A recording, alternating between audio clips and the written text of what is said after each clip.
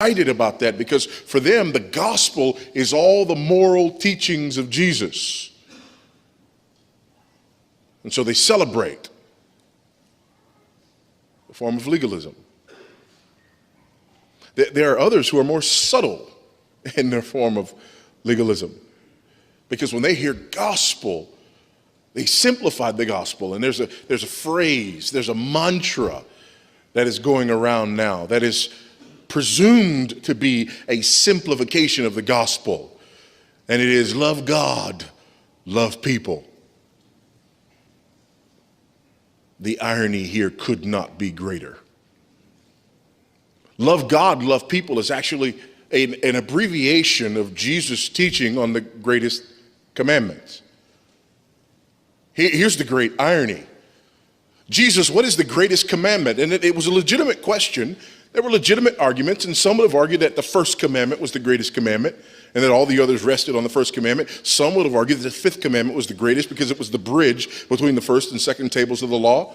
Others would have argued that the 10th commandment in coveting was the greatest commandment because ultimately all of your sin arises out of your coveting. So Jesus, what's the greatest commandment? Is he going to say 1? Is he going to say 5? Is he going to say 10? And Jesus looks at them and says, you shall love the Lord your God with all your heart, all your soul, and all your mind. Which, by the way, is a summary of the first table of the law. Jesus, what is the greatest commandment? I'm going to have to say 1 through 4. And then the other shoe drops. He says, the second is like it, love your neighbor as yourself, which is a summary of the second table of the law. So here's how the conversation went. Jesus, which commandment is the greatest commandment? His response, I'm going to have to say 1 through 4, followed closely by 5 through 10.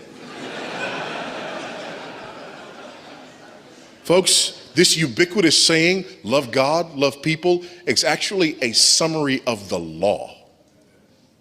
The whole law. It's not the gospel at all. It's what the gospel freed us from and to. Amen? Amen?